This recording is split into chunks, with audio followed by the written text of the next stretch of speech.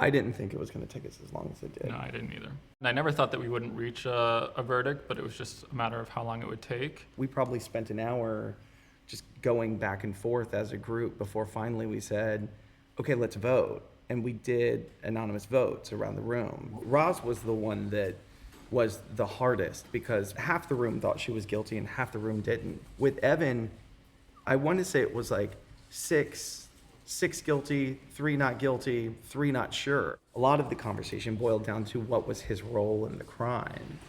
And so a lot of people believed if you felt that he was guilty, then she had to be guilty as well. You couldn't put her there. And she didn't have defense wounds. She was creating the environment for the crime to happen, whether or not she was the assailant or not.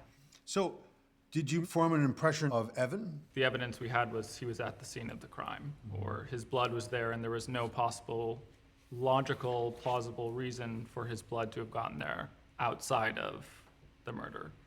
It wasn't uncommon for people in the food industry to have cuts on their hand, and he clearly was in the food industry.